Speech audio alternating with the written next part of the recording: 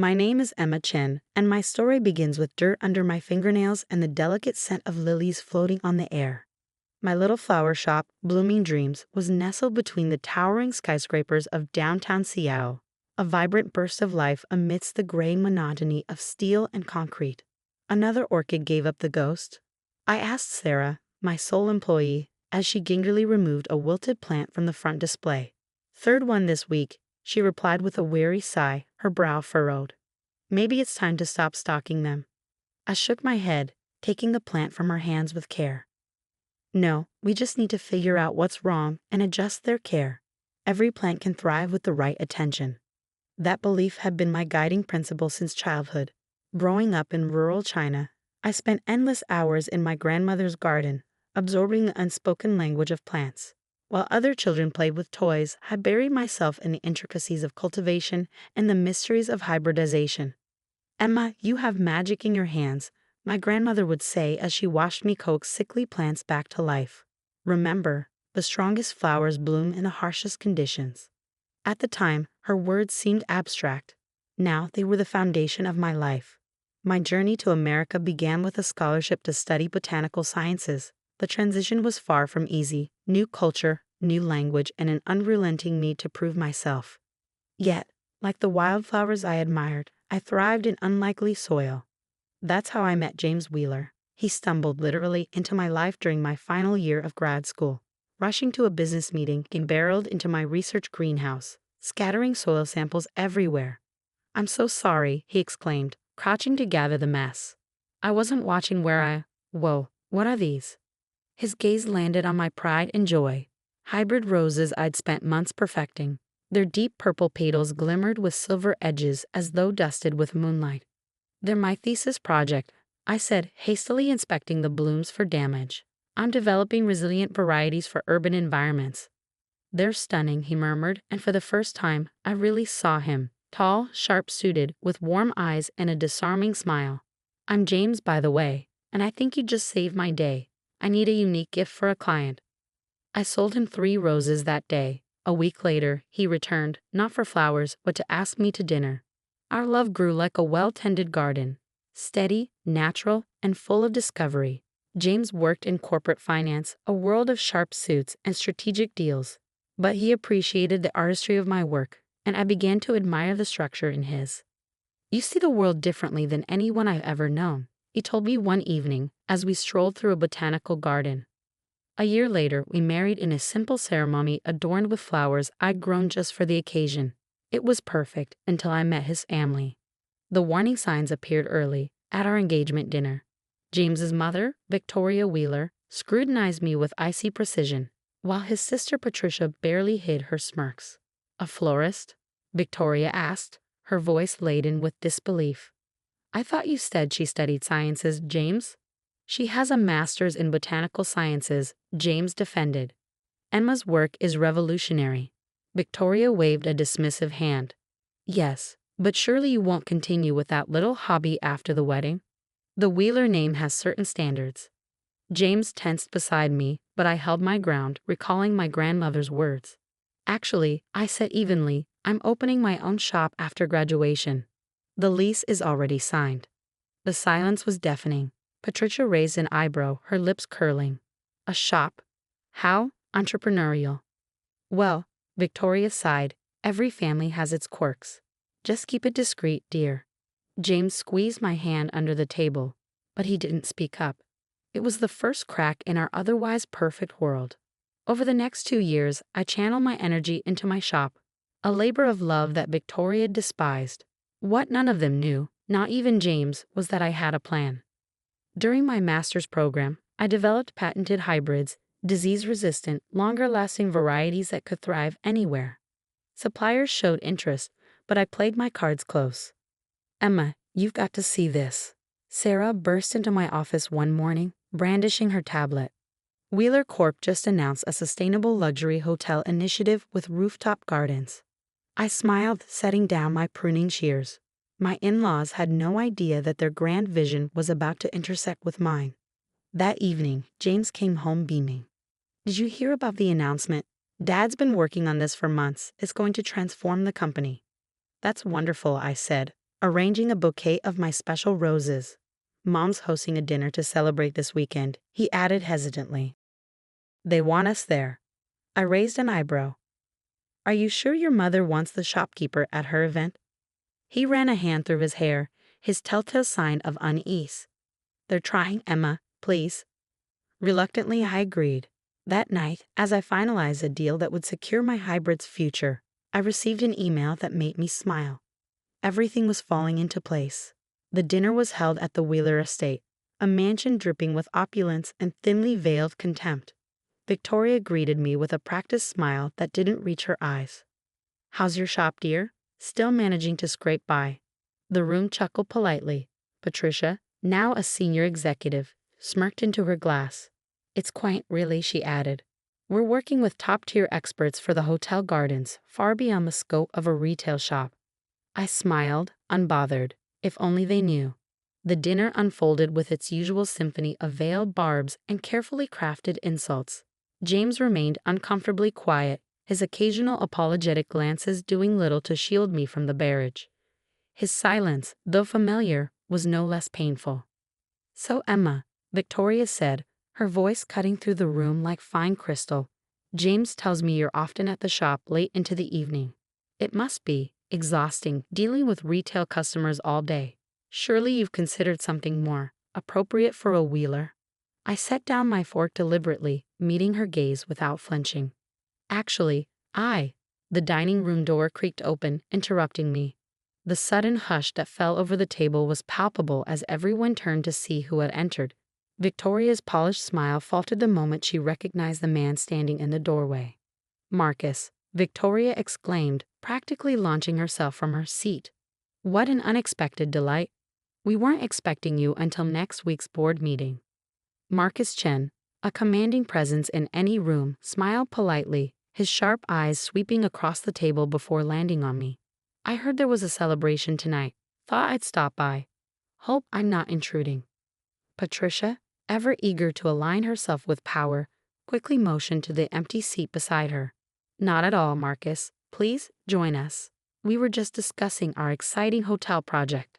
Ah, the Green Hotels Initiative, Marcus said, his tone betraying little. Actually, that's part of why I'm here. His gaze returned to me and his smile widened. Emma, could we have a moment? The silence was deafening.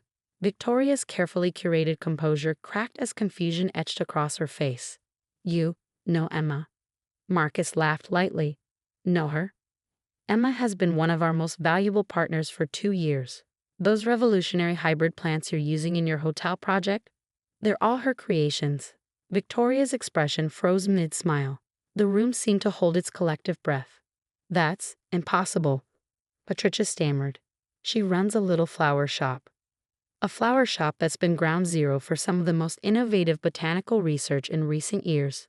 Marcus corrected smoothly. Emma's hybrids are transformative, beautiful, resilient, and exactly what the Asian market demands. In fact, that's why I'm here tonight. He stepped forward, pulling an envelope from his jacket pocket. The board approved your terms, Emma. We're ready to proceed with exclusive distribution rights for all 15 of your patented varieties. James finally broke his silence, his voice hoarse. Emma, what's going on? I took a deep breath, feeling the weight of the moment. Remember the hybrid varieties I worked on during grad school? The ones you said were incredible? I've been refining them ever since. Now, they're ready for mass production. Mass production, Victoria echoed faintly, as if the words themselves were foreign. Indeed, Marcus said, clearly enjoying himself. Emma's hybrids are uniquely suited to luxury hotels and high-end developments. They're durable, exquisite, and most importantly, exclusive. The licensing fees alone are significant. Patricia's champagne flute slipped from her hand, shattering the silence as it hit the table. The deep red liquid spread across the immaculate tablecloth like a blood stain. No one moved to clean it. But you're just a florist, Victoria sputtered. You arrange bouquets and water plants. That shop, I said calmly, has been my research and development lab. Every plant, every arrangement has been part of an experiment. We've collected years of data that's now invaluable. Marcus nodded. Which is why we're not stopping with licensing. We'd like to fund your continued research, Emma. The board is prepared to offer a $50 million annual development budget. Victoria's face drained of color as her world unraveled. James stared at me as though seeing a stranger. Patricia's mouth opened and closed, no words escaping. Finally, Patricia found her voice. Why didn't you tell us? Would you have believed me? I asked evenly. From the moment I joined this family, you've made it clear how you see me. As a simple shopkeeper, someone beneath you. What would change if I told you? But James knew, didn't he? Victoria demanded, her tone accusatory as she turned to her son. James shook his head slowly. I didn't. No, I said quietly. You didn't? You saw what you wanted to see, just like the rest of your family. Marcus cleared his throat, reclaiming the room's attention. There's one more thing. Given the importance of Emma's hybrids to the hotel project, we'd like her to oversee the entire supply chain. To that end, we're proposing to acquire controlling interest in Wheeler Corp's botanical division. Victoria's head snapped up, her carefully maintained composure cracking. You want us to report to her? Actually, I interjected, I already do. I finalized the purchase of Green Life Industries, your primary supplier, this morning. Chaos erupted.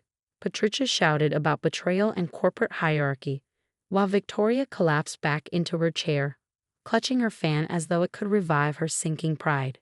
James said nothing, his silence louder than the clamor around us. This is unacceptable. Victoria finally screeched. James, you can't allow this. I turned to my husband, my voice calm but firm.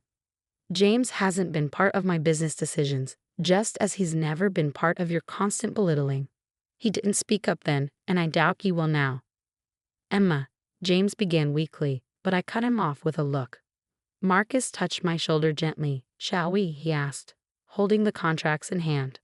As we left the dining room, Victoria's thin, strained voice followed us. James, do something. But there was nothing left to do. The walls of their assumptions had crumbled, leaving only the truth they had refused to see. In my spacious office at Chen Agro Corp's Seattle headquarters, Marcus and I finalized the contracts. The city lights sparkled like distant stars, a reminder of how far I had come. You could have told them sooner, Marcus said, watching me sign the final document. Would it have made a difference? I asked. They needed this moment to understand the cost of underestimating someone. And James? I hesitated, the pen hovering over the page.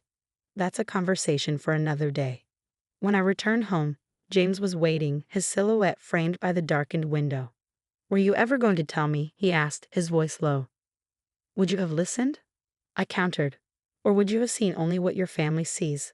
That's not fair, he said, his voice breaking. I loved you for who you are. Did you?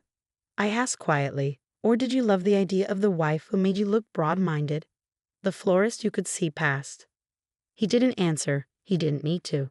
The weeks following that fateful dinner party marked a seismic shift, not only for Wheeler Corp, but for the lives orbiting its influence. News of the revelation spread like wildfire through Seattle's corporate circles, altering alliances and reshaping the power dynamics of an elite that prided itself on appearances.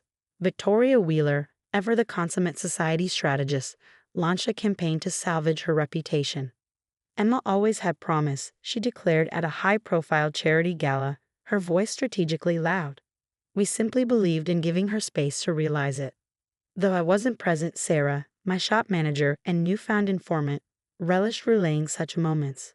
She came by the shop, Sarah reported one morning, barely suppressing her laughter. Asked if she could join our exclusive client list.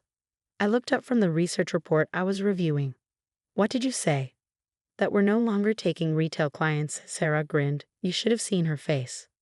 Patricia, meanwhile, found her once unquestioned authority at Wheeler Corp eroding rapidly. Board members who had previously dismissed my contributions now sought my guidance on critical decisions.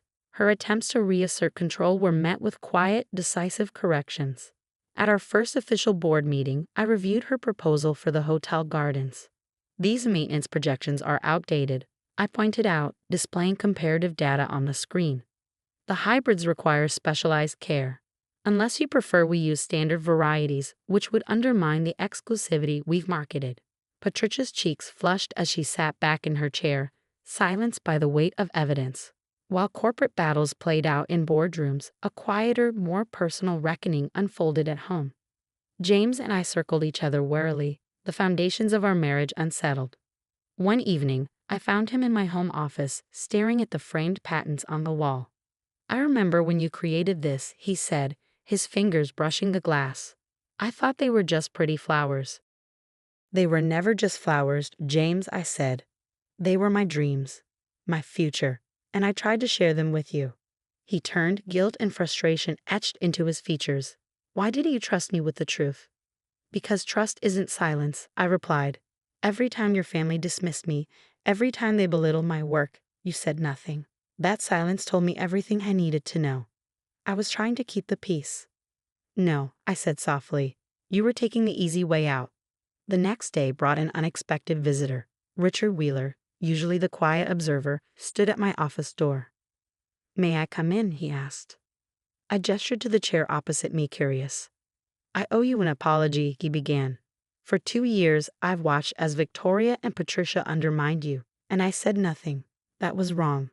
"Why now?" I asked, wary. His expression softened with regret. "Because you've done what I never had the courage to do. Challenge the Wheeler way of doing things. This company needs leadership, not legacy." He handed me a folder. "I'm stepping down as chairman. I'd like to recommend you as my successor." I blinked, stunned. "That's unexpected." "You've already proven yourself," he said simply.